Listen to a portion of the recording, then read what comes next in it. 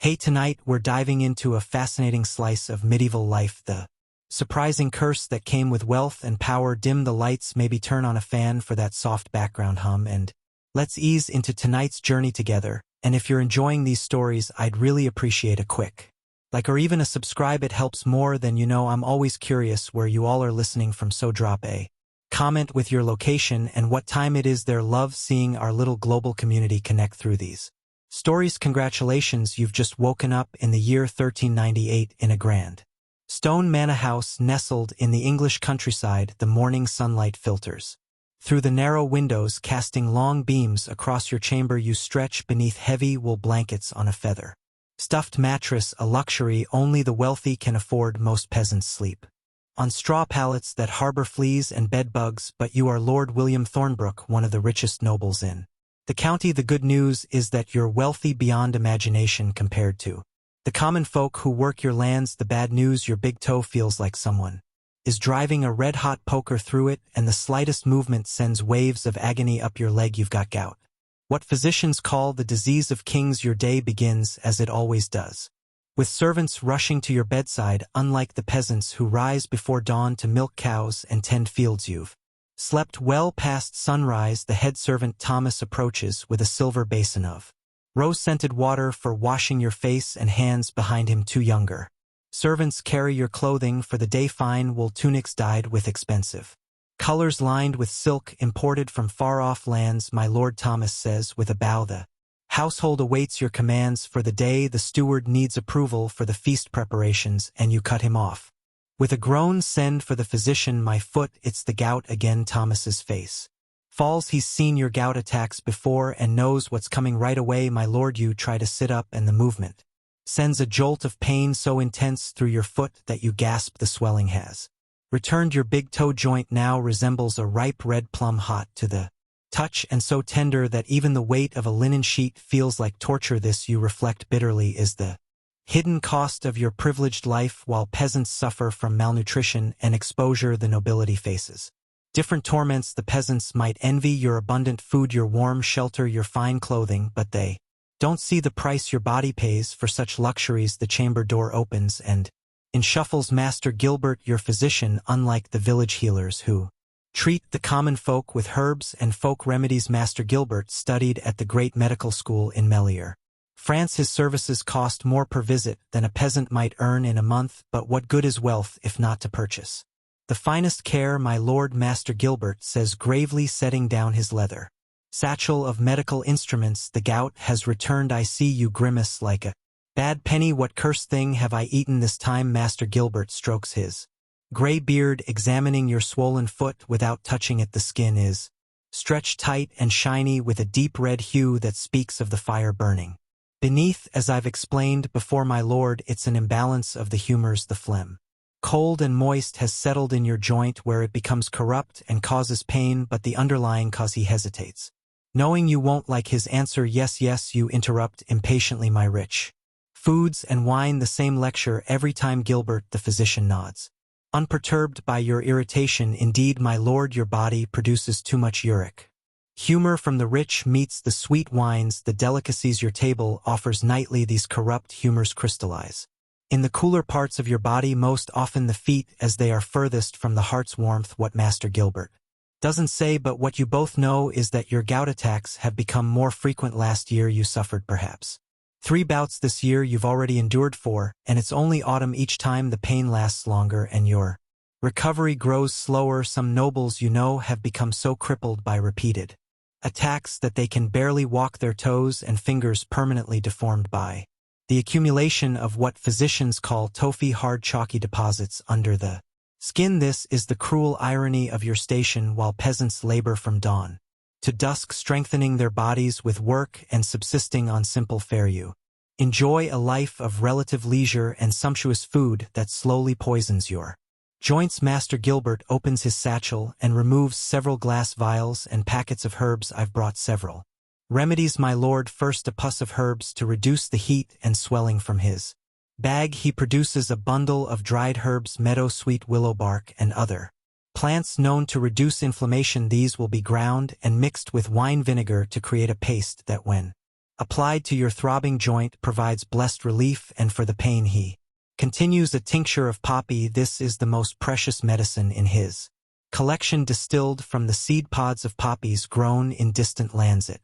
dulls even the most excruciating pain, but it comes with its own price. It clouds the mind, and use too frequently creates a craving that can consume a person. You've seen nobles who became dependent on poppy tincture, their fortunes dwindling as they purchased more and more of the costly substance. I've also brought autumn crocus. Master Gilbert says producing a small pouch. The Zantine physicians found it effective. For gout it must be used carefully. Too much causes vomiting and worse, but the correct dose can shorten the duration of your suffering. What neither of you knows is that this remedy, autumn crocus, contains what modern physicians will one day call colchicine, one of the few truly effective treatments for gout. The Byzantine doctors stumbled upon this treatment centuries ago, and its use has spread throughout Europe, passed from physician to physician without understanding exactly why it works. As Master Gilbert prepares his remedies, grinding herbs with a small mortar and pestle, you stare out the window at your estate. Your lands stretch for miles, fields, forests, villages full of peasants who work from sunrise to sunset. You collect taxes from them, protect them with your soldiers, and judge their disputes. In return, they produce the wealth that allows you to live as you do. Outside you can see workers harvesting the autumn crops. Men swing these through golden wheat, women gather and bind the cut stalks, children glean any fallen grain. Their movements are fluid and practiced, their bodies hardened by years of physical labor. None of them you'd wager suffer from gout here, my lord. Master Gilbert says, drawing your attention back. Drink this first. He hands you a small cup containing a dark liquid. The bitter taste of poppy fills your mouth, and you force yourself to swallow.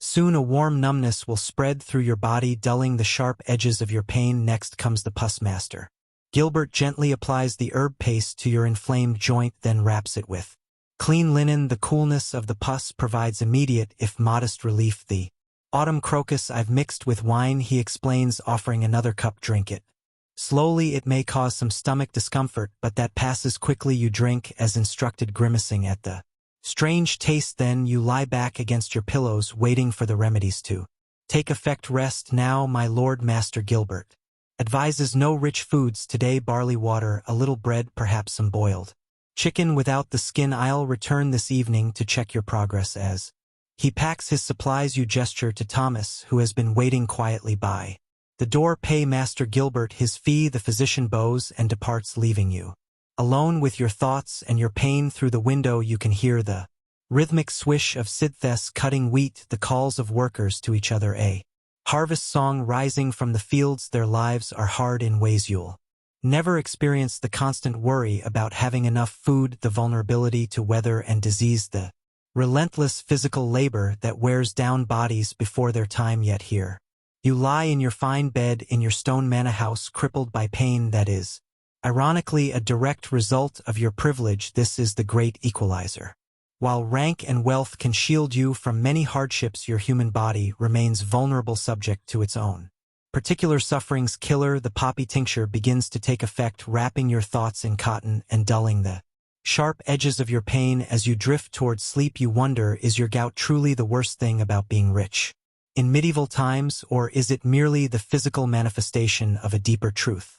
The excess, even when it appears enviable, carries its own punishments. When you wake, the sun has moved across the sky, and the quality of light suggests it's mid-afternoon. The pain in your foot has subsided from excruciating to merely throbbing. Thanks to Master Gilbert's remedies, you can think more clearly now that the worst has passed. Thomas appears at your bedside with a tray, barley water and bread. My lord, as the physician ordered, the barley water is bland and the bread plain peasant fare, though of higher quality than what they would eat. Your ordinary meals are far different. Roasted meats swimming in rich sauces, game, birds, fish on fast days, all accompanied by fine wines and alesh, followed by sweet confections made with expensive sugar.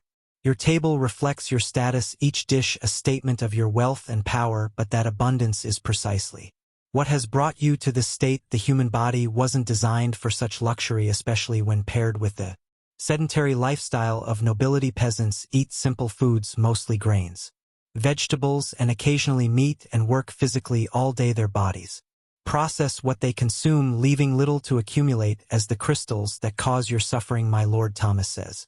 Hesitantly, the steward still needs directions for tomorrow's feast. The merchant from London has arrived with the spices you ordered, and tell him to proceed as planned. You interrupt, but I want simpler dishes added to the table. Less meat, more fish, and tell the kitchens to reduce the use of wine in the sauces. Thomas looks surprised but nods. Yes, my lord, and shall I tell the guests you're indisposed? You consider this the feast is to honor a visiting baron, a potential ally whose support you need to be absent. Would be a political misstep. No, you decide. I'll attend. Have the servants prepare a chair with cushions where I can rest my foot and find my walking staff. After Thomas leaves you carefully, swing your legs over the edge of the bed. The movement awakens fresh pain in your toe, but it's manageable now. You stand gingerly, keeping weight off the affected foot, and hop step to the window. From here you can see the inner courtyard of your manor. Servants hurry about their tasks, preparing for tomorrow's feast. A cart laden with barrels of ale is being unloaded. Smoke rises from the kitchen buildings where cooks are already preparing foods that require slow cooking. It takes an enormous amount of labor to maintain your way of life, dozens of people working constantly so that you and your family can live in comfort and project the image befitting your station. This perhaps is another burden of wealth in medieval times, the constant need to display your status through consumption and spectacle. Your table must groan with food, your clothes must be of the finest materials, your home must impress. Anything less would suggest weakness or decline, so you spend lavishly, consume abundantly, and your body pays the price. You think of King Henry IV, who suffers so severely from gout that he sometimes cannot walk or ride a horse, yet he continues to feast and drink as his position demands, trapped in the same cycle as you. The disease of kings, indeed a mark of status that becomes its own prison. Evening approaches and Master Gilbert returns as promised. He examines your foot, nodding with satisfaction at the reduced swelling. The remedies have helped. He observes the crisis is passing, but my lord, to prevent future attacks, he trails off, knowing you already know what he will say. Less rich food, less wine. You finish for him. More walking, more water. Precisely, he agrees. Particularly avoid organ meats, liver, kidneys, sweetbreads. Limit game birds. Reduce your consumption of wine, especially the sweet varieties. This is sound advice based on centuries of observation by physicians who notice patterns in gout sufferers. They don't understand the biochemistry that won't come for hundreds of years, but they've recognized that certain foods and drinks reliably trigger attacks. I'll try, you promise, though both of you know the challenges. Your entire social life revolves around feasting and drinking. To abstain is to withdraw from the very activities that cement alliances and demonstrate your position. After Master Gilbert leaves, your wife, Lady Elenina, comes to visit your chamber. Unlike you, she rose before dawn to oversee the household, managing servants, reviewing accounts, ensuring that every aspect of your large estate runs smoothly while you handle political matters and business affairs. William, she says, sitting carefully on the edge of your bed, how are you feeling? Better, you admit. Gilbert's remedies helped.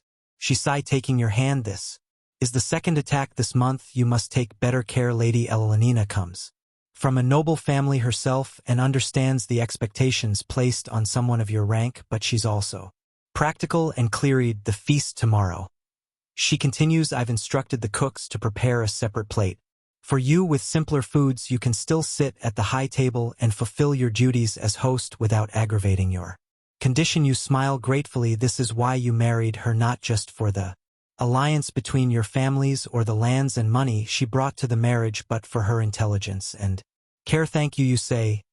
I've been thinking perhaps we should change how we eat daily, not just during my gout attacks.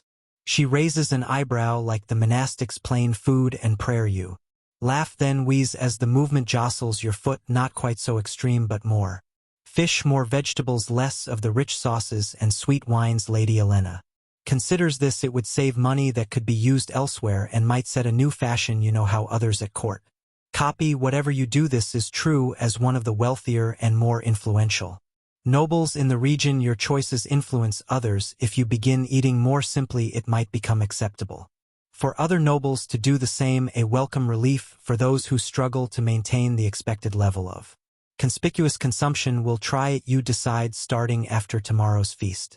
As night falls, servants bring candles to light your chamber, the wax candles. Another luxury that common people can't afford, cast a warm glow across the room. Most peasants simply go to bed when darkness falls or use rush lights made from reeds dipped in animal fat if they must stay awake. Your candles are made from beeswax, expensive but cleaner burning and sweeter smelling than tallow. You think about the contrast between your life and theirs. They rise with the sun and work until their bodies are exhausted eating simple foods and sleeping on straw. You wake when you choose conduct business and politics rather than physical labor. Eat rich foods that your body struggles to process and sleep on feathers and fine linen. They face starvation in bad years. Exposure to the elements, the constant threat of disease with little medical care. You face gout, obesity, and the political dangers that come with your position. Different hardships for different stations, but hardships. Nonetheless, this perhaps is the wisdom to be found in your suffering, that no life, however privileged, is free from pain, that the human body has limits, regardless of one's wealth or status, that excess, even when it's expected and admired, extracts its own price. As you drift towards sleep, your foot still throbbing but bearably, so you resolve to find a better balance to maintain your position without destroying your health. It won't be easy in a world where consumption defines status, but if anyone can chart a new course, it's someone with the privilege and power to choose. Tomorrow will bring the feast with all its temptations and obligations, but perhaps the day after will bring the beginning of a wiser path, one where you enjoy the benefits of your station without falling victim to its excesses. The worst thing about being rich in medieval times isn't just the gout, it's the golden cage of expectations that keeps you consuming things that harm you. But even golden cages have doors if one has the courage to find them and step through. Morning arrives with a pale sun fighting through the mist that clings to your estate. You awaken to find your foot improved, still tender and slightly swollen, but the fierce burning pain has subsided. Master Gilbert's remedies have done their work, particularly the autumn crocus, which seems to shorten the duration of these attacks. Today is the feast, and despite your condition, you must fulfill your duties as host. Your status demands it. Reputation in medieval society is everything more valuable than gold, more enduring than stone castles. One hint of weakness, one public failure, and whispers spread through the nobility like wildfire. Those whispers can undermine alliances, affect marriage prospects for your children, even reach the king's ear. So you rise, allowing Thomas and another servant to dress you in your finest garments, a tunic of deep blue wool from Flanders with embroidery around the neck and sleeves, a belt with silver buckles, hose that fits snugly, and soft leather shoes that have been carefully modified to accommodate your swollen toe.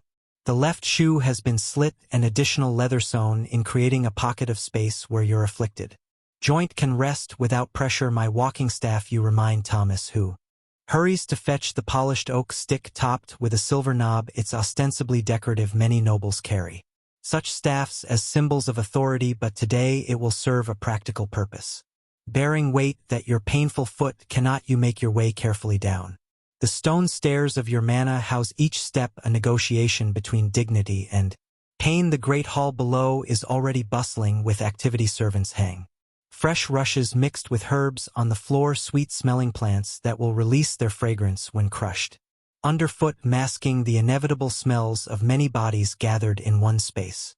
Trestle tables are being set up in rows, with the high table on a raised platform.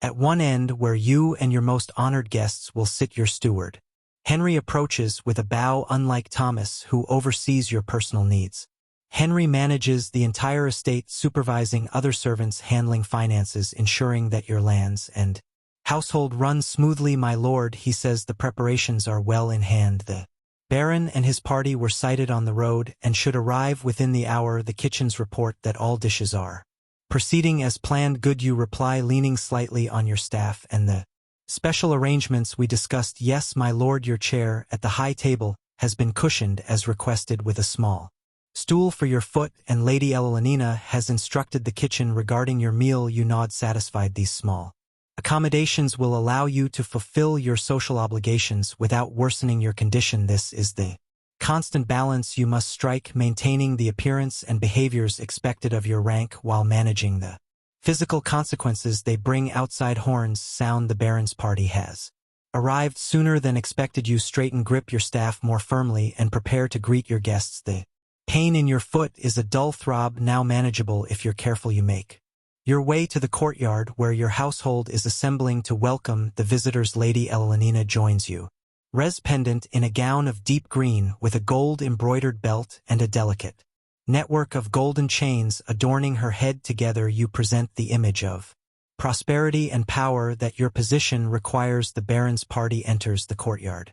In a clattering of hooves and a flutter of banners, Baron Radcliffe is a burly man in his 40s, his face reddened by both wind and wine, his clothing rich but slightly disheveled from travel. He dismounts with a grunt that suggests he, too, might suffer from the ailments of nobility, though he covers it well. Lord Thornbrook, he booms, striding forward with his arms outstretched. How good to see you again. You step forward to meet him, careful to put minimal weight on your affected foot. Baron Radcliffe, welcome to my home. We are honored by your presence. The formal greetings continue as the Baron's party family members, personal servants, and guards are all acknowledged according to their rank. This ritual of welcome is important, establishing the hierarchy and relationships that will govern the visit. Medieval society functions on such clear delineations: who sits where, who speaks when, who defers to whom. To violate these unwritten rules is to invite chaos. As the Baron's party is shown to their chambers to refresh themselves after their journey, you return to the Great Hall to oversee final preparations. The pain in your foot is intensifying with the activity, but you hide it well behind a nobleman's mask of composure. To show pain is to show weakness. The hall is transformed now, trestle tables covered with clean linens, wooden trenches at each place, silver cups for the high table and wooden or horn cups for those of lower rank. Fresh rushes carpet the floor, releasing the scent of meadowsweet and lavender when crushed underfoot. Servants hurry about with last-minute adjustments, and the steward directs it all with quiet authority. You make your way to the high table where your modified chair awaits. Testing it, you find that the cushions support your body while allowing your painful foot to rest elevated on the small stool hidden beneath the table's drape. From here you can preside over the feast without standing for long periods. A small mercy for which you're grateful. The kitchens send word that the first courses are ready, and you dispatch servants to inform the Baron and other guests that the feast will begin shortly.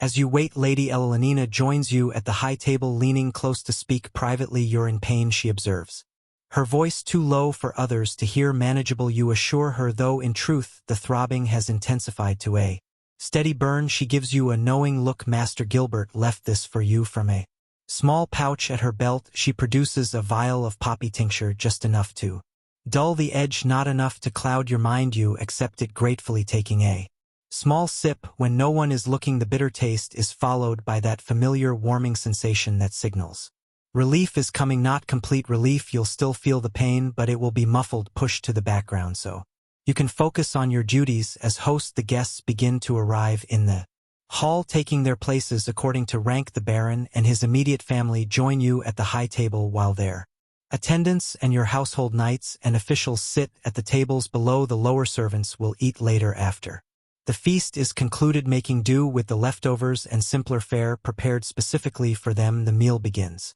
with a ceremonial washing of hands. Servants move among the tables with basins of rose-scented water and clean towels. This ritual of cleanliness is practical. Most food will be eaten with the fingers, but also symbolic, marking the transition into the formal meal. The first course arrives borne by a procession of servants for most guests.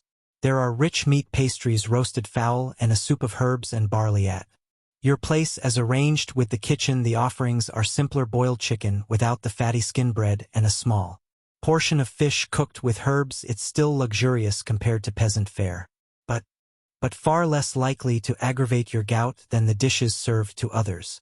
Baron Radcliffe, seated to your right, notices the difference, not partaking of the full feast. Lord Thornbrook, he asks, tearing into a meat pastry with gusto. You smile diplomatically. A temporary measure, my physician advises caution. With certain foods, the Baron grunts in understanding. Ah, the cursed gout, is it the disease of kings and nobles? He lifts his wine cup in a half salute. I've had a touch of it myself in recent years. Damnable thing indeed. You agree, relieved at his understanding the price we pay for our position. It seems the Baron laughs. booming sound that turns heads at nearby tables. Well said, the peasants don't suffer it, do they? Too busy breaking their backs in the fields to develop our refined ailments. There's truth in his jest. Gout is rarely seen among the working classes. Their diet of simple grains, vegetables, and occasional meat provides little opportunity for uric acid to accumulate. Their constant physical labor keeps their bodies processing efficiently. It's only when you combine rich foods, particularly organ meats, game, birds, and certain fish with wine and a more sedentary lifestyle, that gout flourishes. As the feast progresses, you observe the differences in consumption around you. The Baron eats and drinks prodigiously, as do many of the knights and officials at the lower tables. It's a point of pride for a nobleman to demonstrate his prosperity through abundant consumption, yet you notice that some of the older men, particularly those who occasionally wheeze when shifting position, eat more moderately and water their wine. They too have learned the painful lessons that gout teaches. Between courses, minstrels perform, singing ballads of chivalry and courtly love, playing lutes and small harps. This entertainment allows diners to rest between bouts of eating and provides a cultured atmosphere befitting a noble household. It also gives you an opportunity to converse with your guests, building the relationships that are the true purpose of such gatherings. I understand the king has imposed a new tax on wool exports, you say to Baron Radcliffe, steering the conversation toward matters of mutual interest. Your estates like his produce significant wool for export to Flanders, where it's woven into the fine cloth that clothed Europe's nobility. The Baron scowls indeed, and at the worst possible time. The merchants from Bruges are already complaining about the quality of last year's clip. Add this tax and they'll look to Spain instead. This launches a discussion of trade taxes and royal policy that continues through the next course. Other nobles at the high table join in sharing information and opinions. This is how the medieval nobility conducts business, through conversations at feasts and gatherings, building networks of shared interest and mutual support. As the main courses are cleared away and the sweeter dishes appear, fruits preserved in honey, custards, and small cakes flavored with expensive spices from the East. Your foot reminds you of its grievance. Despite the cushioned chair and elevated position, despite the poppy tincture and careful food choices, the pain has been steadily increasing throughout the meal. Lady Ellalinina notices your discomfort and subtly signals to the steward. He approaches and bends to hear her quiet instruction, then nods and withdraws. Moments later, the minstrels begin a particularly engaging performance, a comic tale of a knight's misadventures that has the entire hall laughing. Under cover of this distraction, you shift in your seat, trying to find a position that offers relief, perhaps some air. My Lord Lady suggests quietly. The tale will keep their attention for some time. You nod gratefully, using your staff and accepting her discreet support. You rise and make your way slowly to a side door that leads to a small garden attached to the great hall. The cool evening air is a relief after the warmth and noise inside. You should return, you tell Ellalinina. Once you're seated on a stone bench, our guests will notice if we're both absent. In a moment, she says, arranging her skirts as she sits beside you. First, tell me truly, how bad is the pain? You sigh, dropping the mask of noble composure you've maintained throughout the feast, worsening the movement, the heat of the hall. You gesture helplessly.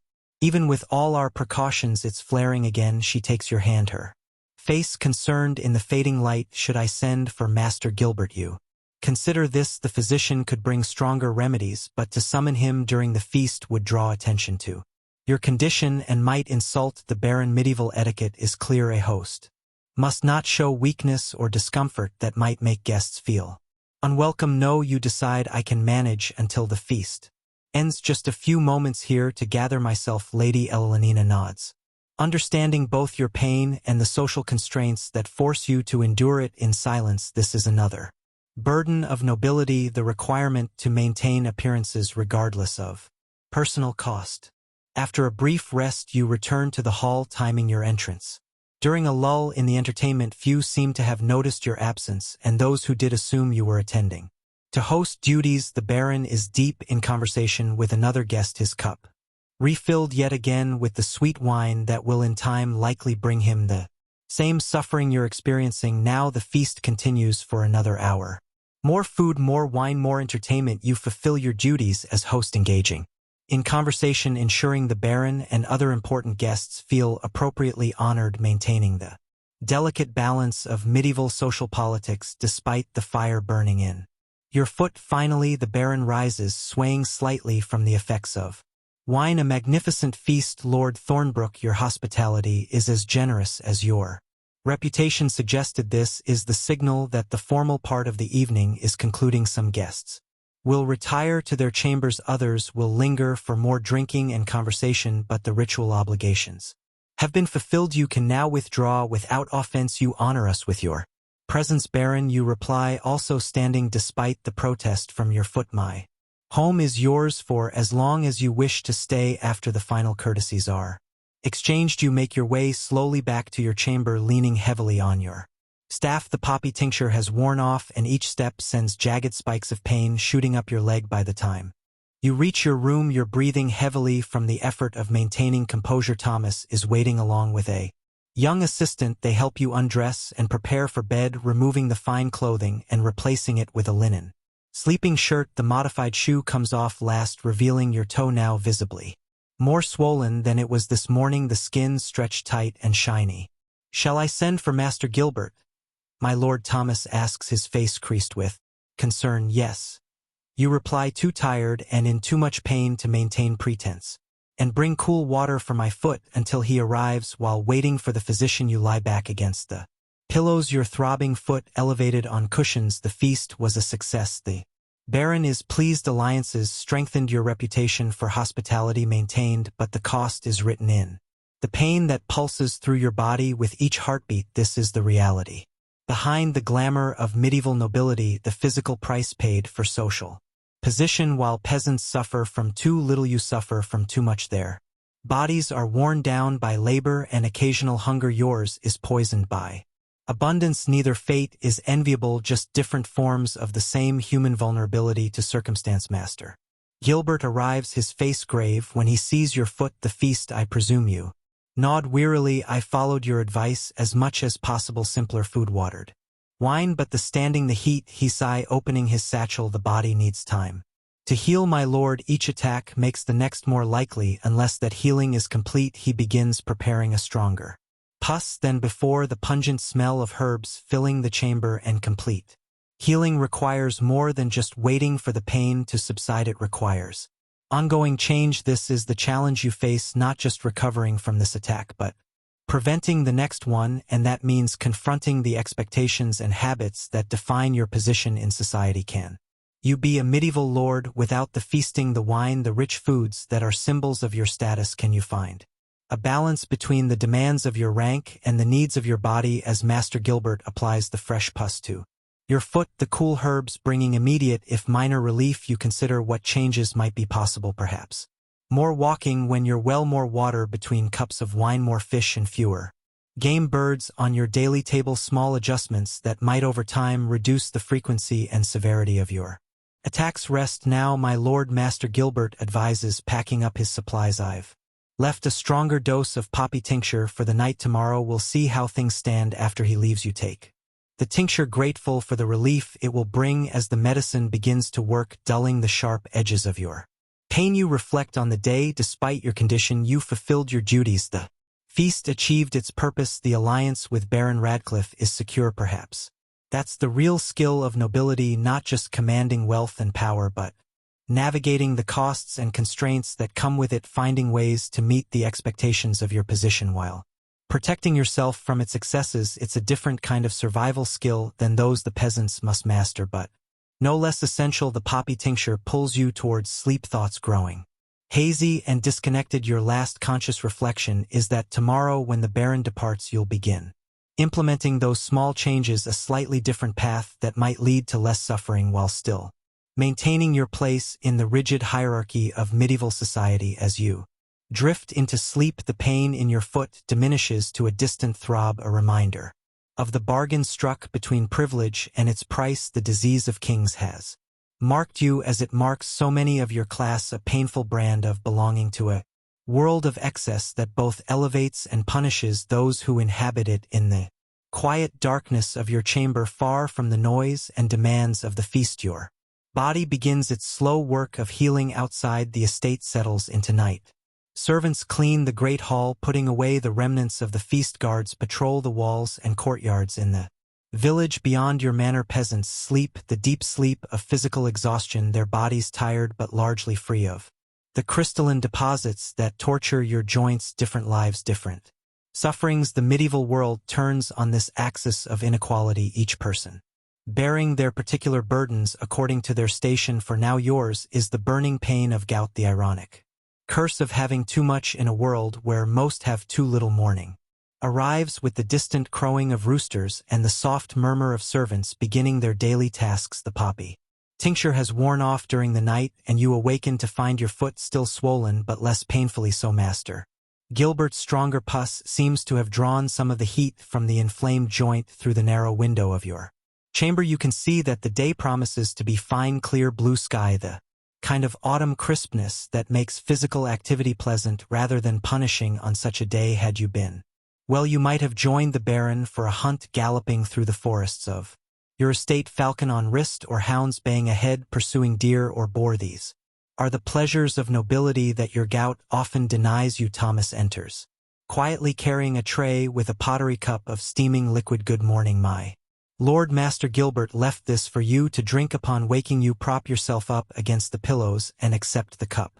Sniffing cautiously, the bitter scent of herbs rises with the steam. Meadow sweet willow bark and other plants known to reduce inflammation. Not a pleasant draught, but one you've become familiar with during your gout attacks. The Baron, you ask after forcing down the medicine, already breaking his fast in the hall. My lord, he mentioned plans to depart before midday. This is a relief. While Baron Radcliffe's visit was important, politically hosting always requires energy you can ill afford when gout has you in its grip. Once he leaves, you can focus on recovery without the need to maintain appearances. Help me dress, you instruct. Nothing elaborate, I'll break my fast privately here. Thomas selects simple clothing, a tunic of undyed wool, loose fitting hose that won't constrain your swollen foot, and the modified shoe that accommodates your inflamed toe. Even with these accommodations, dressing is a careful negotiation with pain. Each movement that jostles your foot sends sharp reminders of your condition. Once dressed, you settle in a chair near the window. Thomas brings a tray with your morning meal, a piece of bread, some watered ale, and a small portion of cold fish left from last night's feast. This simple fare is closer to what a prosperous peasant might eat than the elaborate breakfast you normally enjoy, but Master Gilbert's advice about diet has been consistent over the years. The fewer rich foods, the better your chances of avoiding future attacks as you eat. You hear the commotion of the Baron's departure in the courtyard below, horses being brought around, servants loading baggage, the Baron's booming voice giving instructions to his retinue. You should be there to bid him farewell formally, but both he and you understand that your absence will be attributed to your condition. In medieval society, gout provides a socially acceptable excuse for certain breaches of etiquette. It is, after all, recognized as an ailment of the nobility, almost a mark of status in itself. Lady Elenina will handle the farewells, performing the role of chatelaine with the grace and authority that has made her as essential to your position as your own political acumen. The partnership between lord and lady is vital in medieval governance. While you manage external relations and official duties, she ensures that the household and estate function smoothly, that guests are properly hosted, that your shared reputation for hospitality enhances your political standing. From your window, you watch the Baron's party assemble and depart, a colorful procession of horses, riders, and pack animals that winds down the road toward the village that forms part of your estate. The peasants will pause in their work as the nobles pass, bowing or curtsying as required, perhaps hoping for coins tossed by a generous lord in a good mood. Such interactions between ranks are highly ritualized, the difference of the lower classes balanced by the noblesse oblige of the aristocracy. Once the Baron's party disappears from view, you allow yourself to relax slightly. The visit has achieved this purpose, strengthening your alliance with a powerful neighbor, exchanging valuable information about trade and royal politics, cementing your status within the regional nobility. These social connections are the invisible scaffolding that supports your position in the medieval hierarchy. Lady Elenina joins you in Your chamber, her face slightly flushed from the exertion of managing the Baron's departure, she sits across from you, arranging her skirts with the unconscious grace of a woman who has lived her entire life under the scrutiny. That nobility brings the Baron sends his regards and hopes for your swift recovery. She reports he also mentioned that he suffers from similar attacks, though he tries to hide it. You nod, unsurprised. I noticed him favoring his right foot during the feast, too proud to acknowledge it openly. Of course, she agrees with a small smile. He did say something interesting, though. Apparently he's been consulting with a Jewish physician from York who recommends cherries as a remedy for gout. Claims they've reduced the frequency of his attacks. This catches your interest. Medieval medicine is a complex tapestry of traditions, the Galenic system of humors taught in European universities.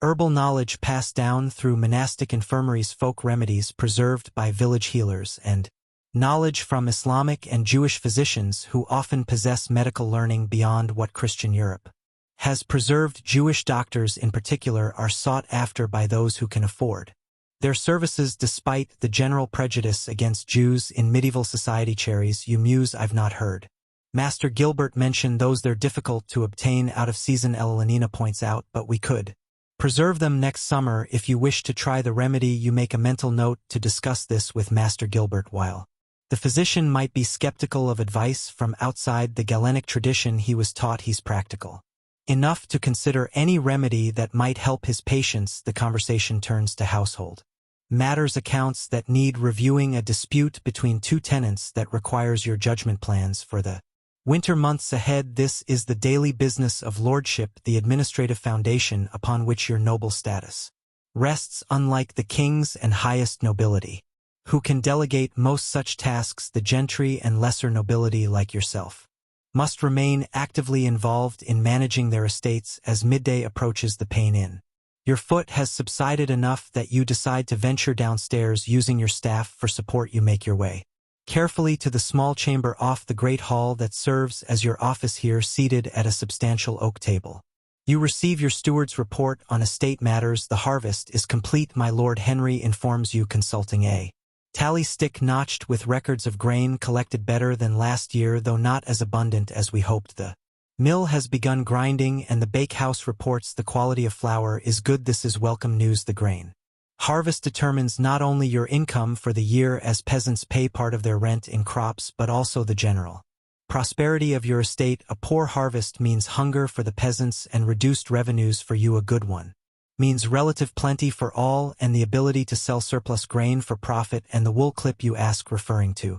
the shearing of sheep that provides another major source of income. Sent to market last week, my lord. Prices are down slightly due to the new tax, but still profitable. You discuss other matters, repairs needed to tenants' cottages before winter, timber to be cut from your woodlands, preparations for the Christmas season that will bring its own round of feasting and obligations throughout. Your foot throbs steadily, a constant reminder of your physical vulnerability despite your social power. After the steward departs, Master Gilbert arrives for his daily examination of your condition. He unwraps the pus from your foot, his touch professional but gentle as he assesses the swelling and discoloration improving. He pronounces, though not as quickly as I would like, the feast was a setback, as I feared. You mention the Baron's Jewish physician and his recommendation of cherries. Master Gilbert's expression remains neutral, but you detect a slight stiffening in his manner. Medieval physicians guard their professional authority carefully, and suggestions of alternative treatments can be seen as challenges to their expertise. Cherries are cooling in nature, he says after a moment, which might indeed help balance the hot humors that contribute to gout. When available, they could be a useful addition to your diet. This is a diplomatic response, acknowledging the potential value of the suggestion while maintaining his position as your primary medical authority. As Master Gilbert prepares a fresh pus, you broach the subject that has been on your mind since awakening. I've been considering changes to my daily regimen. You tell him, not just during attacks but as a regular practice. The physician looks up, his interest clearly piqued. What sort of changes, my lord? Oh, simpler food daily, not just when I'm suffering. More fish, fewer game birds and organ meats, less wine, more water. You pause, then add, and more physical activity when I'm well, walking the estate rather than always riding perhaps. Master Gilbert's face shows cautious approval. These would be wise adjustments. My lord, the body thrives on moderation, as Hippocrates teaches us excess in food. Drink or sloth creates imbalances that manifest as ailments like gout. This reference to Hippocrates is typical of university-trained medieval physicians who base their practice on ancient Greek medical texts transmitted through Arab scholars and Latin translations. The theory of the four humors, blood, phlegm, black bile, and yellow bile, forms the foundation of their understanding, with health representing a balance among these substances and disease resulting from imbalance. The challenge, you admit, is maintaining such moderation when one's position demands otherwise. Feasts like yesterday's cannot be avoided entirely. True, the physician acknowledges applying the fresh pus to your foot, but they might be occasions rather than habits.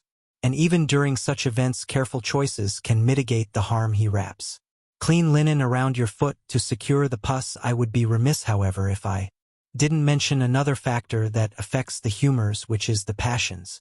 My lord, anger, anxiety, excessive concern with worldly matters, these inflame the blood and contribute to conditions like gout. The ancients recommended tranquility of mind as essential to physical health. This advice reflects the medieval understanding that mental and physical well-being are intimately connected, that emotions affect bodily health directly through their influence on the humors. It's an early recognition of what modern medicine will one day call psychosomatic effects. You consider this thoughtfully. The life of a medieval lord is filled with concerns: managing an estate, navigating political alliances, ensuring family succession, balancing the constant demands from above, your obligations to the king and higher nobility, and below, your responsibilities to those dependent on you. Tranquility seems an impossible luxury, yet perhaps there are ways to create islands of calm within these responsibilities. Time for contemplation in the small chapel attached to your manor, walks through your gardens when weather permits,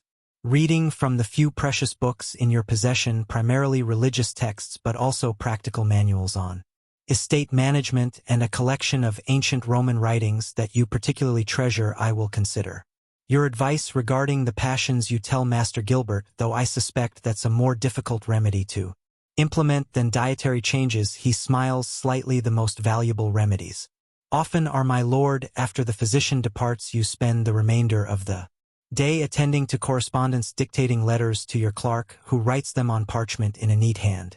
Literacy is not universal among the nobility, but you were fortunate to receive education in a monastery school. As a youth, the ability to read documents without relying entirely on others gives you an advantage in both business and politics. By evening, your foot feels substantially improved. The swelling has decreased, and while tenderness remains, the burning pain has subsided. You join Lady Elenina for a simple supper in the small family dining chamber rather than the great hall. Beginning the dietary moderation you've resolved to adopt, the meal consists of fresh bread, a pottage of vegetables, a small portion of fish, and watered wine. It's satisfying without being excessive, nourishing without triggering the digestive processes that can lead to uric acid accumulation. Lady Elenina has instructed the cook accordingly and plans to maintain this simpler affair as your regular diet, reserving richer foods for special occasions and important guests. How are you feeling? She asks as you finish the meal. Better, you admit. The attack is passing more quickly than the last one, perhaps because we intervened earlier, she suggests, and the autumn crocus remedy seems particularly effective. You nod agreement. The Zantine physicians who first documented the use of autumn crocus for gout stumbled upon what modern medicine will eventually recognize as a targeted treatment. The culturine contained in the plant specifically reduces the inflammation caused by uric acid crystals, making it one of the few truly effective treatments available in the medieval pharmacopea. After supper, you retire to the solar, a private family room in the upper part of the house, warmer and more comfortable than the great hall below. Here, away from the formal obligations of lordship, you can relax with family and closest household members. Your two youngest children join you, a daughter of 12 and a son of 9. The older children are already placed in other households as part of their education and preparation for adult roles. This fostering arrangement is common among the nobility, allowing children to build connections with other families while learning the skills appropriate to their station. The children are eager to hear about the baron's visit and the feast, which they observed only briefly before being sent to their chambers. Lady Elenina indulges their curiosity while you sit with your foot elevated watching the family interaction with quiet pleasure. This is another aspect of noble life that differs from the peasantry. The nature of family relationships. Peasant children remain with their parents, working alongside them from an early age. Noble children, by contrast, are often sent to other households or to specialized training. Daughters may enter convents for education. Sons might train as pages and squires in preparation for knighthood. The emotional distance this creates is considered necessary for developing the character and connections required of the nobility. As darkness falls, servants bring candles and stoke the small fireplace in the solar. The warm glow creates a cozy atmosphere as Lady Elenina supervises the children's evening prayers before they're escorted to their chambers by their nurse. You should rest, she tells you once they've gone. Tomorrow you have tenants' disputes to judge, and that requires a clear head.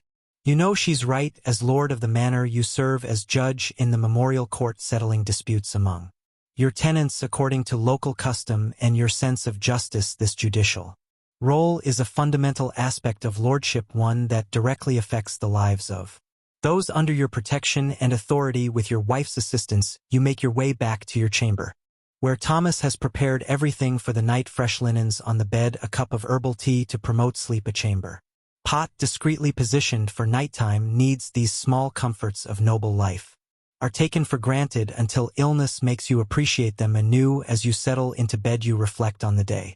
The Baron's visit has strengthened an important alliance. Your estate's harvest is secure, your gout is improving, and you've resolved to make changes that might prevent future attacks. All in all, a successful navigation of the challenges that come with your position. Yet underlying these practical matters is a deeper question that your gout has forced you to confront. What does it mean to be a good lord in medieval society? Is it possible to fulfill the obligations of your rank while avoiding the excesses that harm your health? Can you find a balance between the demands of status and the needs of your body? These are not questions that your peasants must ask themselves. Their challenges are more immediate: securing enough food, keeping shelter sound, surviving the next winter or bout of disease. But perhaps there's wisdom to be found in their simpler approach to life: eat what nourishes, work with purpose, rest when the body requires it. As sleep approaches, you wonder if your gout might be not just a curse but also in some strange way a blessing, a painful reminder of human limitations, that even wealth and power cannot overcome. A prompt to find a more sustainable way to inhabit your privileged position in the rigid hierarchy of medieval society. Tomorrow will bring its own challenges: disputes to settle, correspondence to manage, estate matters to oversee, but perhaps it will also bring opportunities to implement the changes you've contemplated, small adjustments that might over time allow you to fulfill your duties as lord while reducing the physical price you pay for privilege. The disease of kings has taught you a humbling lesson, that beneath the trappings of rank and power you remain subject to the same bodily vulnerabilities as the humblest peasant on your lands, different in manifestation, perhaps, but equal in their reminder of human frailty. With this thought you drift towards sleep, your foot still throbbing gently but bearably, a physical echo of the day's reflections on the paradoxes of power and privilege in the medieval world. Outside your manor house, the estate settles into night. In the great hall below, servants bank the central hearthfire to keep embers alive until morning. Guards make their rounds along the walls and courtyards. In the stables, horses shift and snort in the darkness. The rhythms of medieval life continue, ordered by rank and custom, each person performing their allotted role in the great social tapestry. In the village beyond your walls, peasants sleep in their simple cottages, bodies tired from the day's harvest labor. Their dreams might include fantasies of noble life: the fine clothes, the abundant food, the leisure to pursue pleasure rather than necessity. They cannot know that in your grand bed with its feather mattress and linen sheets you sometimes envy the physical resilience their lifestyle builds. This mutual incomprehension, the gap between how each rank imagines the other's experience, is part of what maintains the medieval social order. If peasants truly understood that lords suffer their own particular pains, if lords fully appreciated the wisdom contained in simpler ways of living, perhaps the rigid boundaries between classes might begin to blur. But such awareness is rare in your time. For most, the hierarchical world is simply the natural order ordained by God and maintained by tradition. The lord in his Manor, the peasant in his cottage, the priest in his church, the merchant in his shop, each has a place with duties and privileges appropriate to that station. Your gout has granted you a glimpse across these boundaries, a recognition that human bodies share fundamental needs and vulnerabilities regardless of rank. Whether this insight will change how you wield your authority remains to be seen, but as sleep claims you the possibility of a different approach to lordship, one that balances privilege with moderation, seems worth pursuing. Both for your health and for the well-being of those under your protection, the medieval world turns on its axis of inequality, each person bearing their particular burdens according to their station. For tonight, at least yours has eased enough to allow rest, a temporary reprieve in the ongoing negotiation between your social position and your physical nature. Tomorrow will bring its own challenges, but also opportunities to apply the wisdom that suffering has taught you if you have the courage to heed its lessons. Morning light seeps through the narrow window of your chamber, painting a pale rectangle across the rushes on the floor. You awaken to find your foot greatly improved, still tender when you flex your toe, but the angry swelling has subsided. Master Gilbert's remedies, particularly the autumn crocus, have done their work well this time. Thomas enters, quietly carrying a basin of warm water and fresh linens. Good morning, my lord. How do you fare today? Better, you reply, carefully sitting up and placing your feet on the floor. The twinge in your toe is minimal, a vast improvement over the searing pain of 2 days ago. I think I'll join the household for morning prayers. Thomas helps you dress in clothing appropriate for a lord attending to daily business, good quality but not overly formal. The heavily embroidered tunics, fur-lined cloaks, and elaborate accessories that you wear for important social and political occasions remain in their chests today. Such finery is not just decoration but a form of communication in medieval society, instantly signaling your rank and prosperity to all who see you with your walking staff in hand, still useful for support though less necessary than before. You make your way to the small chapel attached to your manor house. Here your family, household officers, and personal servants gather each morning for prayers led by your household chaplain, a priest whose services you retain not just for religious duties but also for assistance with correspondence and record-keeping, as literacy is largely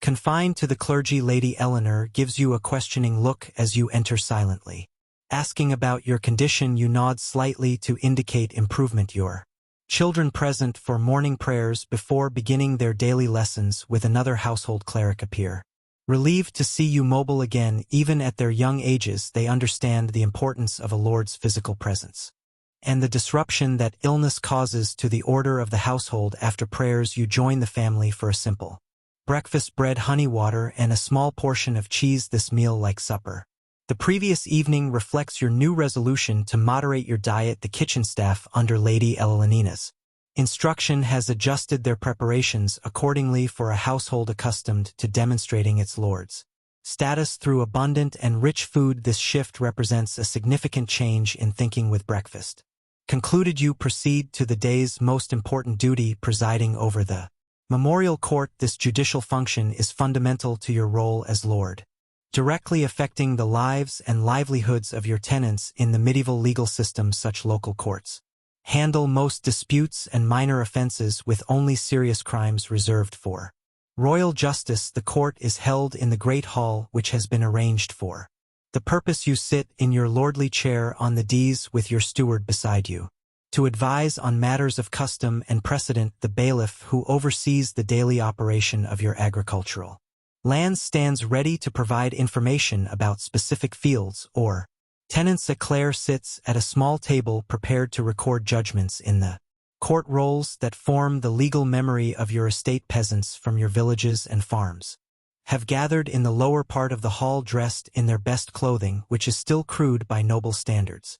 Undyed wool tunics, simple caps, removed in your presence, leather shoes for those who can afford them, bare feet, or wooden clogs for those who cannot. They stand in small groups, speaking quietly among themselves while awaiting their turn.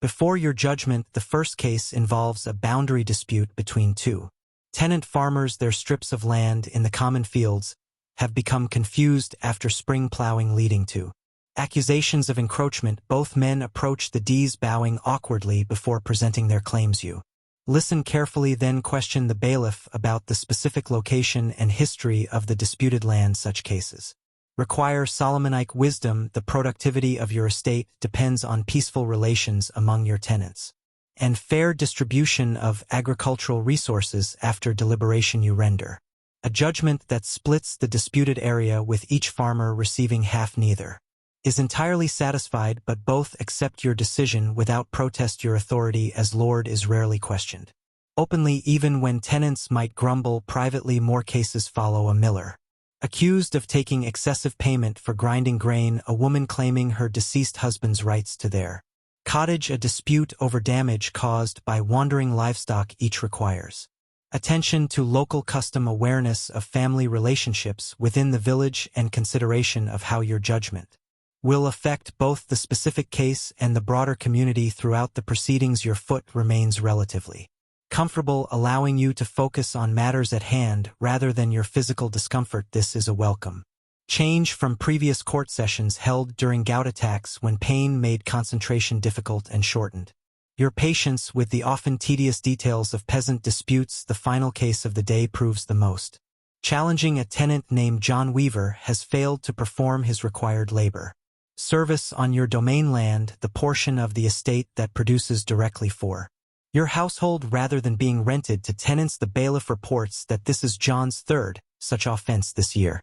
John approaches the D's, cap clutched in calloused hands, eyes downcast in the presence of his lord. He's a thin man of middle years, his face weathered by a lifetime of outdoor labor. When asked to explain his absence from required work, he hesitates before responding. My lord, my wife has been ill these past months, a wasting sickness that leaves her too weak to tend our home or care for our younger children. On the days I was called to your fields, there was no one else to fetch water, prepare food, or watch the little ones. The bailiff interjects, his oldest daughter could have managed those tasks, my lord. She's of sufficient age. John shakes his head. She was already working as a day laborer for the miller's wife, earning coin we sorely need for medicines. I could not call her home without losing that income.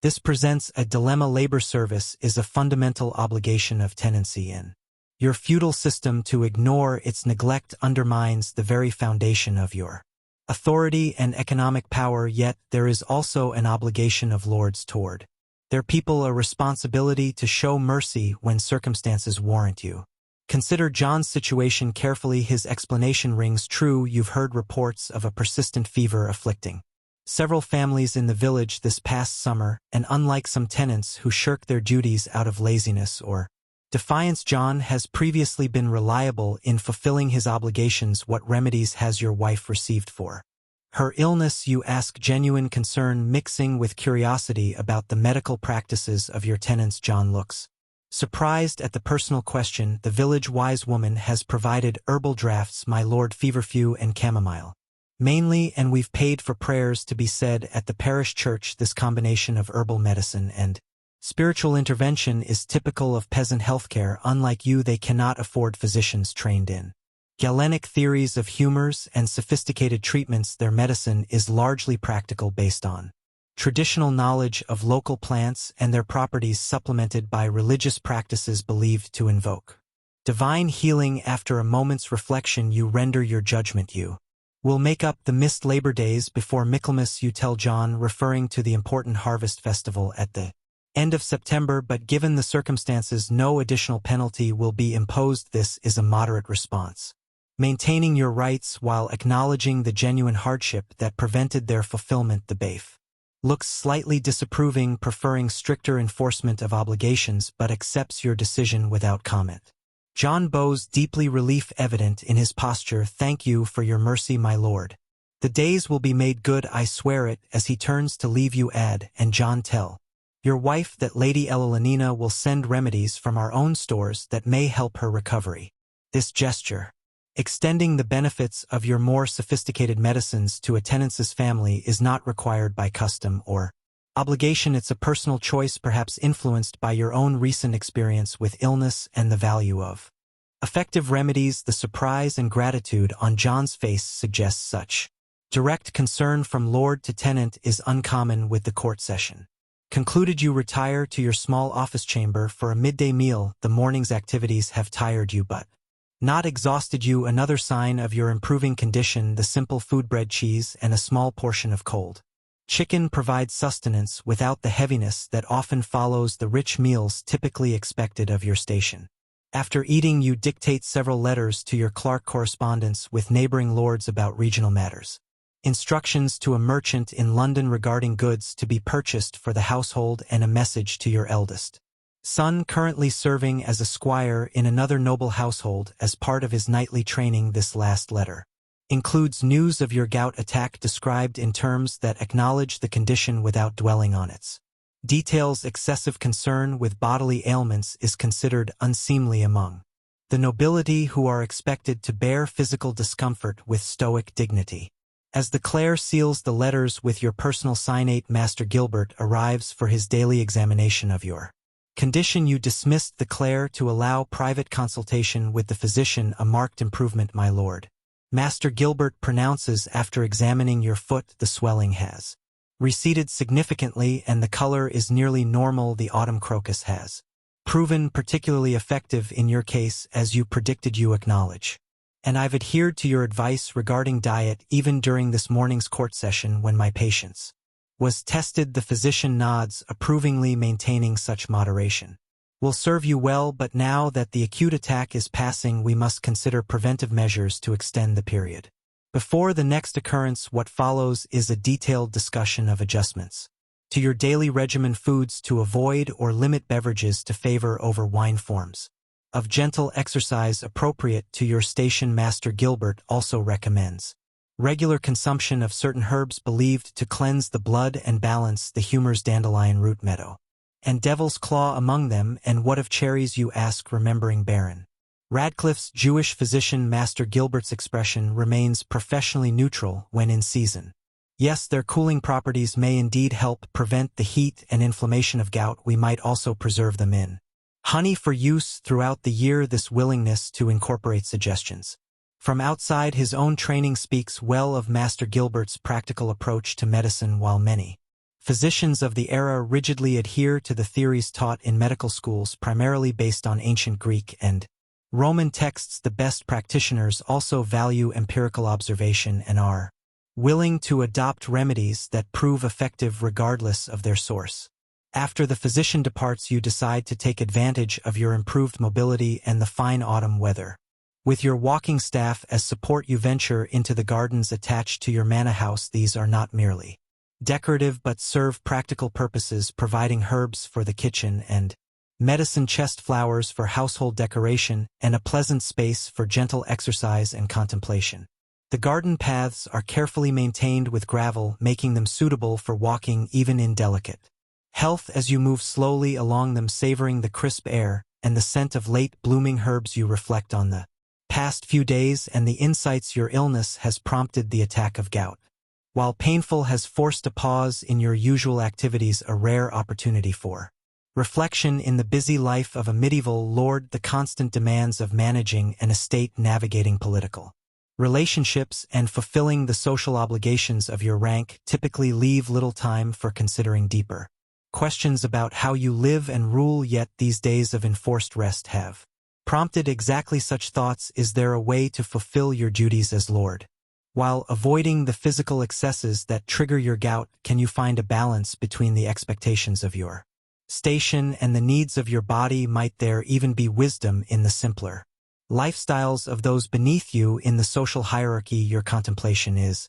interrupted by the arrival of Lady Elenina, who has come to check on your well-being. She falls into step beside you, her presence comfortable and familiar. After nearly 20 years of marriage, you seem deep in thought. She observes, I've been considering changes. You reply, not just in diet and physical habits, but in how we conduct our household generally. The constant feasting, the emphasis on displaying our status through consumption, it takes a toll not just on my health, but on our resources as well. She nods thoughtfully. I've had similar reflections. The waste from our table alone could feed several tenant families, and the cost of spices and imported luxuries has increased substantially in recent years. This practical consideration of economics alongside health reflects Lady Elenina's role as manager of the household. While you oversee the productive aspects of the estate, agriculture, timber, rents, and taxes, she controls its consumption, balancing the needs of daily life with the social requirements of your position. What Changes did you have in mind, she asks, simpler fare daily with elaborate meals. Reserved for important guests and significant occasions, more time spent in useful activity rather than idle pastimes, perhaps even more direct engagement with the management of our lands. This last suggestion represents a significant departure from typical noble behavior. While lords oversee their estates through officials like stewards and bailiffs, they rarely involve themselves in the practical details of agricultural management. Such hands-on work is considered beneath their dignity, better left to those trained specifically for such tasks. Lady Elenina considers your words carefully. Such changes would be noticed, she points out. Questions might arise about our prosperity or your vigor as lord. This is a valid concern in medieval society. Consumption and display are not merely personal choices but social communications. A lord who suddenly lives more simply might be perceived as suffering financial difficulties or losing political power. Such perceptions can become self-fulfilling as allies distance themselves from those they perceive as declining in fortune. Perhaps you suggest we present it not as reduction but as refinement, not less but more discerning quality over quantity. She smiles, appreciating the subtle distinction that could work. The finest ingredients prepared simply rather than elaborate concoctions, the best cloth in classic styles rather than excessive ornamentation, discrimination rather than abstention. This approach offers a way to moderate your lifestyle without undermining your social position, a middle path between the excesses that harm your health and the simplicity that would compromise your status. As you complete your circuit of the garden and turn back toward the manor house, you feel a sense of possibility that has been absent during previous gout attacks. Instead of merely enduring the pain and returning to the same habits once it passes, you've begun to envision a different approach to lordship, one that might protect your health while still fulfilling your social and political obligations.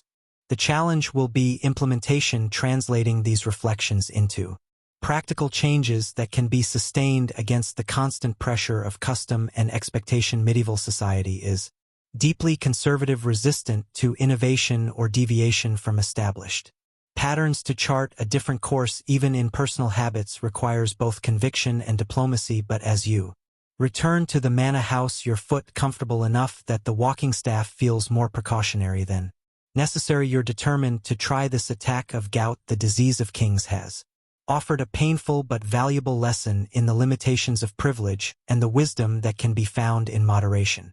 The afternoon passes with routine business, reviewing accounts with your steward, discussing repairs to a tenant's cottage damaged by recent rains, planning for the upcoming plowing of winter wheat fields. These administrative tasks are the invisible foundation of your authority, ensuring that your lands remain productive and your tenants secure under your protection. By evening, you're tired but satisfied with the day's accomplishments. Your foot has remained comfortable enough to allow normal activity, though you've been careful not to overexert yourself. The dietary moderation continues at supper, a simple meal of bread, fish, and vegetables with watered wine rather than the full-strength vintage you typically favor. As darkness falls and the household prepares for sleep, you reflect on the day, a successful return to your duties as lord. Managed without compromising your health, it's a small victory but an encouraging one, suggesting that the balance you seek between position and well-being might indeed be possible. The candles are extinguished and the manor house settles into the profound darkness of the medieval night. Outside, a guard calls the hours, his voice carrying across the quiet courtyard. From the village beyond your walls comes the occasional bark of a dog or the distant lowing of cattle, but otherwise silence reigns as your people rest in preparation for another day of labor. In your comfortable bed with Lady Elenina sleeping beside you, you drift towards sleep with a sense of cautious optimism. The worst of your gout attack has passed, leaving behind not just relief but insight. The disease of kings has taught you something about the nature of nobility itself, that true lordship might lie not in excess but in wisdom, not in consumption but in cultivation of a life that balances privilege with restraint. Whether this lesson will endure beyond the memory of pain remains to be seen. The pressures of your position, the expectations of your peers, the deep-rooted habits of a lifetime, all will push against the changes you've contemplated. But for tonight at least, you rest easily, your body healing and your mind open to new possibilities for inhabiting your role in the intricate hierarchy of medieval society. 3 months have passed since your most recent gout attack, and winter has settled firmly over your estate. Snow blankets the fields, and ice forms delicate patterns on the inner sides of your chamber windows. Each morning the great hall's central hearth burns constantly now, and even the small fireplaces in private chambers are kept lit day and night to ward off the penetrating cold that is the constant companion of medieval life in winter. You stand at your chamber window watching servants and stable boys clear paths through the snow in the courtyard below. Your breath forms small clouds in the cold air near the glass. The toe that was once swollen and fiery with pain now feels no different from its fellows, a blessed relief that you've come to appreciate more deeply after each attack. These past months have been a time of experimentation and adjustment following your resolution during the last bout of gout. You've maintained the dietary moderation that Master Gilbert recommended: less meat, particularly organ meats, and game, more fish and vegetables.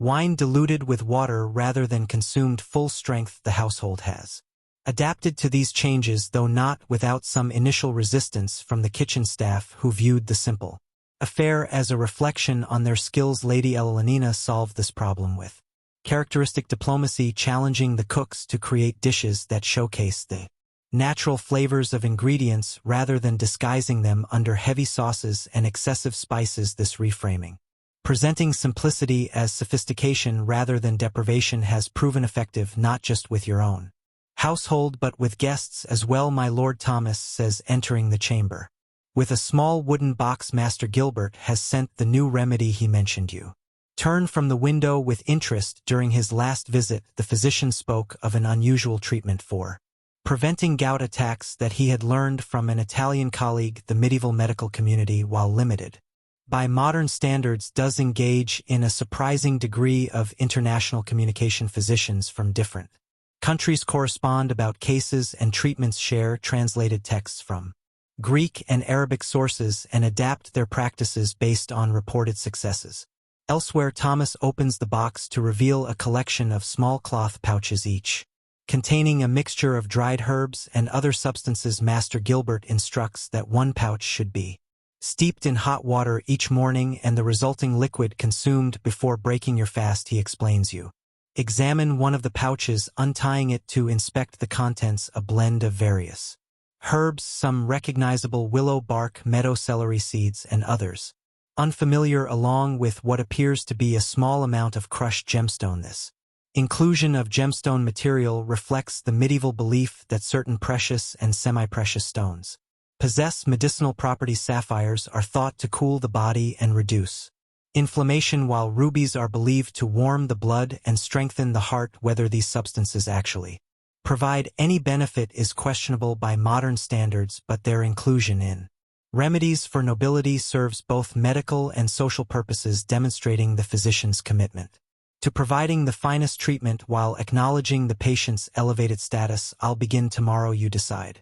Readying the pouch and placing it back in the box. Tell Master Gilbert I appreciate his continued attention to my health. Thomas bows and withdraws, leaving you to return to your contemplation of the winter landscape. The physical changes you've implemented, diet, exercise, remedies, are only part of the transformation prompted by your recurring battles with gout. More significant are the shifts in how you view your role as Lord and your relationship with those under your authority. Since that autumn attack, you've taken a more direct interest in the management of your estate rather than relying entirely on reports from your steward and bailiff. You now regularly inspect fields, barns, and workshops, personally walking your lands when weather permits and speaking directly with tenants about their work and challenges. This more hands-on approach is unusual among the nobility. Most lords prefer to maintain distance from the practical aspects of estate management, viewing such direct involvement as beneath their dignity, but you found unexpected benefits in this closer engagement: better information about the actual conditions of your lands, improved relationships with tenants who appreciate your personal interest, and not least the physical activity that Master Gilbert insists helps prevent gout attacks. The winter season has temporarily limited these outdoor activities, but it has provided other opportunities for implementing changes. The long evenings have allowed for more reading, not just religious texts and estate accounts, but also some of the Classical works that have survived from ancient times. Your small collection includes copies of writings by Cicero, Seneca, and Boethius, whose discussions of moderation, wisdom, and the proper use of power resonate with your evolving approach to lordship. Lady Elenina has noticed these changes with approval last evening as you sat together in the solar after the children had been sent to bed. She commented on the difference in your demeanor. You seem more at peace. She observed her fingers busy with embroidery while you read by candlelight, not just in body but in spirit as well. Her perception is accurate. The painful experience of gout has led to a kind of wisdom that might not have come through easier paths. The disease of kings has taught you something about the nature of power itself, that true authority lies not in excess but in balance, not in consumption but in careful stewardship of resources, both personal and communal. These reflections are interrupted by a knock at your chamber door. The steward enters, his face concerned. My lord, riders have just arrived from the village of Oakley, he reports, referring to the most distant settlement. On your lands, some 5 miles from the manor house, there's been a fire. 3 cottages burned in the night. This is serious news. Winter fires are a constant danger in medieval villages where thatched roofs, open hearths, and the desperate need for warmth create conditions ripe for disaster. And winter is the worst possible time for families to lose their homes with few options for rebuilding. Until spring, were there casualties, you ask, already moving to collect your heavy cloak and boots? Or one elderly man died in his sleep from the smoke. 2 others suffered burns, but will recover. The villagers managed to contain the fire before it spread further. You nod grimly. The death is tragic but not unexpected. Fire claims many lives each winter across medieval Europe. Your immediate concern must be for the survivors and their needs. Have the kitchens prepare food supplies for the affected families. You instruct and have the BAF assess what building materials can be spared from our stores. I'll ride to Oakley myself to survey the damage. The steward looks surprised at this last statement. The roads are treacherous with snow, my lord. Perhaps the BAF could go in your stead. In the past, you might have agreed a lord's personal appearance at such a local disaster, while appreciated, is not strictly necessary. Your authority can be exercised through officials who represent you, but your thinking has evolved over these past months. I will go. You state firmly, those are my people, and they should see that their lord responds to their distress in person. Have my horse prepared and select 4 men to accompany me as the steward departs to carry out these instructions. You finish dressing for winter travel. Layers of woolen clothing beneath a heavy cloak, lined with fur-thick gloves and sturdy boots. Physical comfort is one privilege of your rank that you have no intention of abandoning, especially when facing the bitter cold of a January journey. Lady Elenina finds you as you're about to depart, her face concerned but supportive. Be careful on the road, she cautions, and take care that your feet don't become too cold. Master Gilbert warns that extreme cold can trigger gout as readily as rich food. Her concern touches you in many noble marriages arranged for political and economic advantage rather than affection. Such personal care is not guaranteed. You and Elenina have been fortunate. Your union, while initially planned by your families for the usual practical reasons, has developed into a partnership of genuine respect and affection. I'll be cautious, you promise, and I should return before nightfall. The journey to Oakley is indeed challenging. The roads, little more than dirt tracks in good weather, are now snow-covered and slippery. Your horse moves carefully, breath steaming in the cold air. The men accompanying you, 2 household guards and 2 servants, remain vigilant for the multiple hazards of winter travel, from hidden ice to the rare but real possibility of wolves driven by hunger to approach human settlements. The medieval landscape through which you travel appears deceptively peaceful under its blanket of snow. Fields lie dormant, waiting for spring. Planting the forests that provide timber, game, and foraging for your estate stand silent, their bare branches etched against the gray sky. Occasional wood smoke rising from cottages or charcoal burners' camps provides the only sign of human activity. This apparent tranquility masks the constant struggle for survival that defines winter in medieval Europe. For the peasants on your lands, these months are the most precarious. Stored food dwindles, illness spreads in close quarters, and the cold itself becomes an enemy to be fought with insufficient weapons. Unlike you, they cannot afford multiple layers of fine wool and fur-lined cloaks. Their cottages lack the fireplaces and chimneys that make your manna bearable in winter. Their diets Already simple in plentiful seasons become increasingly sparse as stored provisions diminish your gout painful as. It seems a minor burden when compared to their winter hardships, yet there is a connection between your condition and theirs. Both reflect the realities of medieval life, the constraints that even wealth and power cannot fully overcome. Your body, for all its privileged care, remains vulnerable to imbalances and excesses, their bodies hardened by labor and simple fare face different but equally serious threats from cold, hunger, and disease. Oakley comes into view as you crest a small hill, a cluster of perhaps 30 cottages surrounding a small stone church, smoke still rising from the site of the fire on the village's eastern edge. As your party approaches, villagers emerge from their homes, surprised to see their lord in person rather than a representative. You dismount carefully, your body stiff from the cold. Ride the bailiff of Oakley, a man appointed from among the villages to oversee local matters and represent your authority, hurries forward, bowing deeply. My lord, we didn't expect you yourself, he says, his weathered face showing both respect and concern. The roads are dangerous in this weather.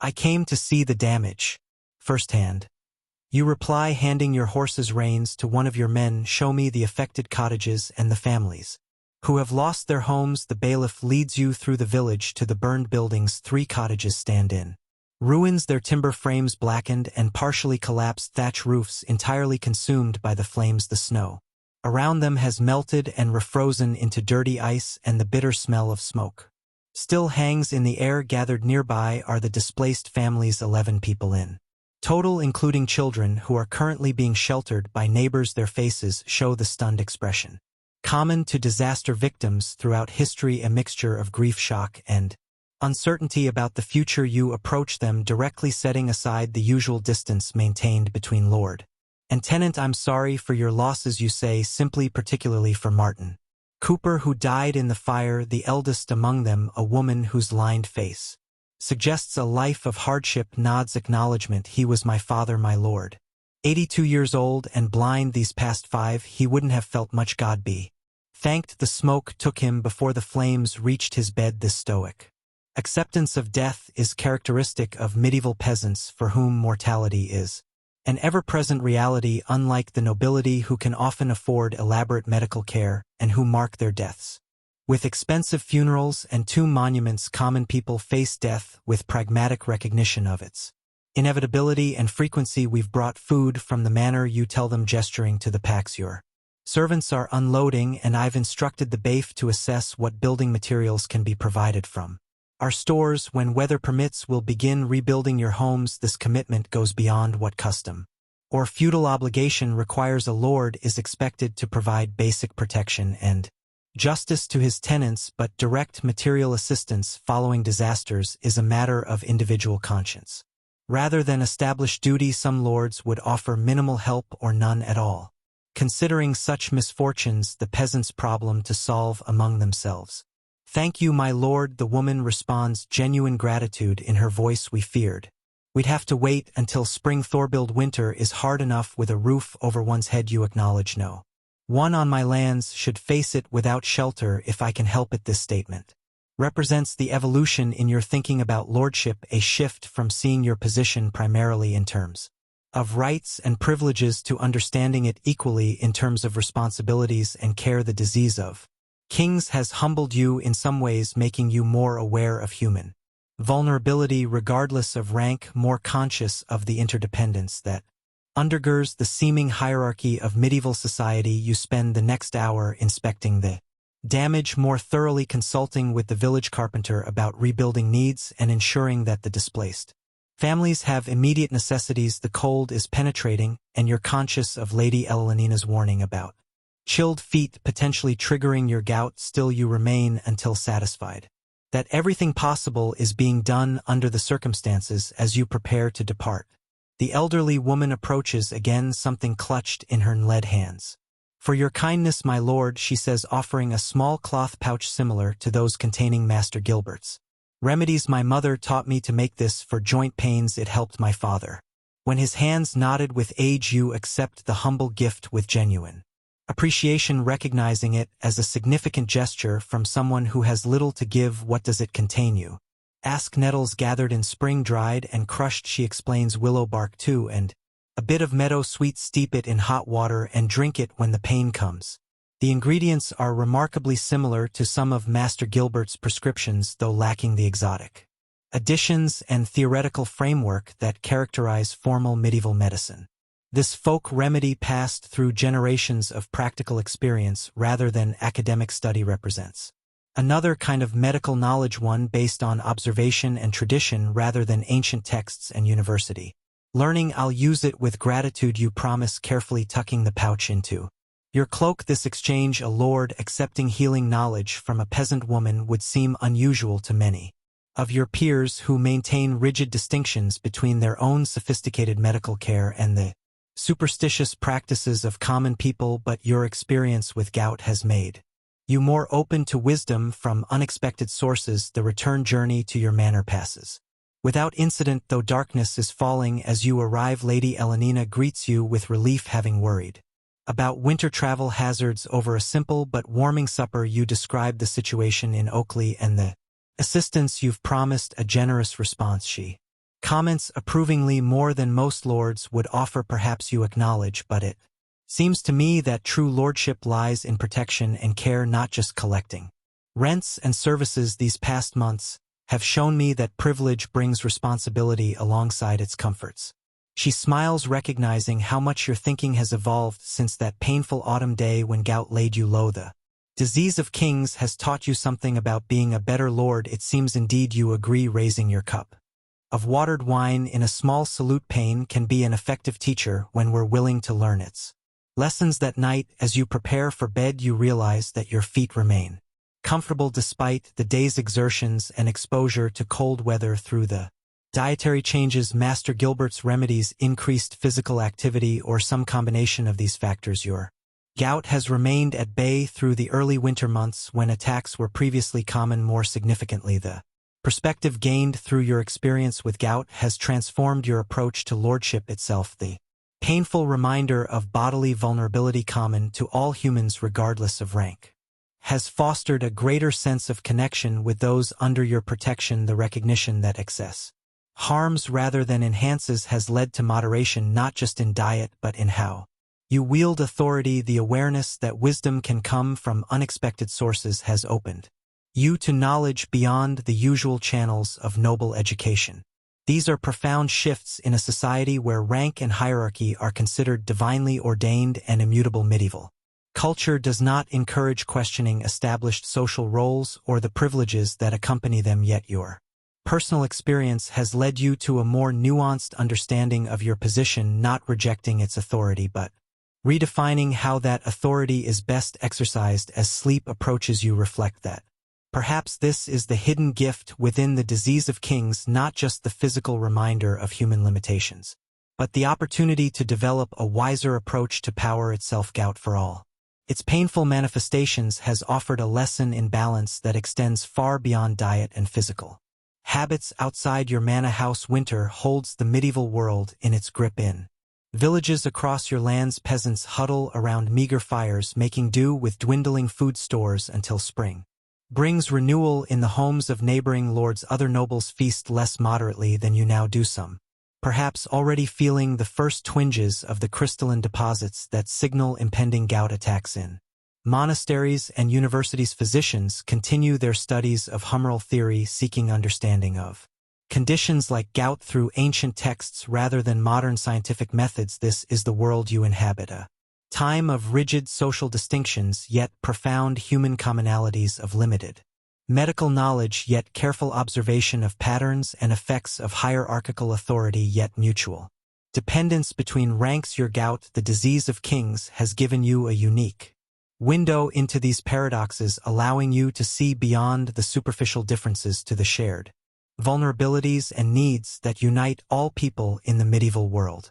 As you drift towards sleep, warm beneath layers of blankets while winter winds howl outside your manor walls, you silently acknowledge this unexpected wisdom. The pain of gout, intense, debilitating, humbling, has revealed truths about your society and your place within it that might have remained hidden in its absence. For this painful enlightenment, you are somewhat ironically grateful. The disease of kings has made you in subtle but meaningful ways a better lord, and in a world where lordship is not just a privilege but a responsibility for the lives and well-being of many, this personal growth extends its benefits far beyond your own comfort. The peasants of Oakley, with promised materials for rebuilding their homes despite winter's challenges, are just the first to experience the practical effects of your transformed understanding. Perhaps this is how societies evolve, not through grand revolutions or dramatic upheavals, but through individual revelations that gradually reshape how power is understood and exercised. Your gout, painful as it is, may be contributing in its small way to such evolution, creating ripples of change that extend outward from your personal experience to affect all those within your sphere of influence. This thought brings a sense of purpose to your suffering, a meaning beyond the mere physical discomfort that periodically disrupts your life. The disease of kings becomes not just an affliction to be endured, but a teacher whose lessons might in time benefit king and commoner alike. With this comforting reflection, you surrender to sleep, your body at ease and your mind at peace despite the winter cold that grips your medieval world. Outside, stars shine in the clear night sky, the same stars that have witnessed countless generations navigating the challenges of their times, finding wisdom sometimes in unlikely places, even in the painful swelling of a noble's toe. The crystalline deposits that cause your suffering contain, paradoxically, a kind of clarity, a window into truths about power, privilege, and human connection that might otherwise remain obscured by the trappings of rank and status. In this way, the worst thing about being rich in medieval times, the painful affliction of gout, transforms into an unexpected gift, the opportunity to become a wiser steward of the wealth and authority that define your place in the intricate tapestry of medieval society. Generated with https://comb.ai